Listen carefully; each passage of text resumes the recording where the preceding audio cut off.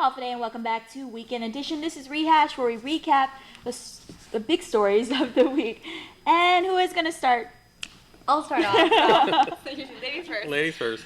So my story this week that I thought was interesting was the University of Guam had a hearing for its new sexual misconduct policy. So this new policy was kind of spurred by the recent well-publicized case of Dr. Michael Ellert, who was accused of sexual harassment and was actually indicted in court. So in response, UOG revamped its sexual misconduct policy. It set up a task force, they made recommendations. So the biggest differences are that this one has a yes mean yes policy, meaning that someone needs to give affirmative consent before you go through with anything. Silence does not mean consent, or could not mean consent in court. Also, it provides more pathways for people to report issues of sexual harassment, so they're establishing a new hotline and a new website, and so they're having a lot of big differences. So a lot of people came out to the hearing. It was super packed, and this one woman gave a testimony. It was so powerful that you could hear a pin drop in the room. Everyone was quiet. She just shared the story about how she experienced sexual assault herself growing up, and she kind of felt re-victimized at UOG when she felt that someone had reported it and they didn't really do anything about it. But with this new policy that's a lot stronger, she says she feels like UOG is finally heading in the right direction. So you can find the full details on KUAM.com. And again, Dr. Michael Ellert pleaded not guilty to the charges. Next up, I think we'll go with some good news from Nestor. You guys want to play? Age before beauty. Okay.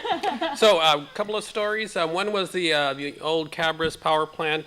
They finally came out with, I guess, a finding for Cabras 3 and 4, and Cabras 4, as has been speculated for a while now, is a total loss. Cabras 3 can be repaired, but they're saying it'll cost about $40 million. GPA is hoping that insurance will cover that cost, and so they're going to be starting work on that soon.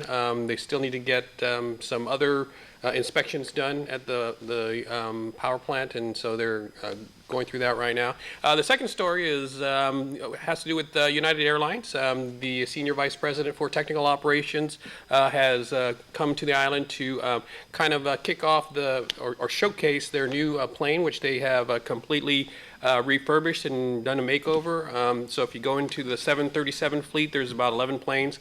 They're all brand new leather chairs throughout the cabin. There's the entertainment console instead of the one that flips down from the ceiling. It's actually, you have one in front of you, right? So you have your individual console, and it's just, and the lavatories or the restrooms have been completely refurnished. So they're very proud of that, and so that will be the planes that they're going to be using in the Guam, Micronesia routes, wherever the 737 currently flies. So friendlier skies from United. And for Ken, what were you up to this weekend? This week we continued our stories on all the raises and the bonus pay that's been causing a lot of controversy. Well, first, earlier this week, lawmakers did an override of the governor's veto of Bill 222, and this would prohibit lump sum bonus payments to Adelup unclassified staffers. So they managed to override that, so that will become law now.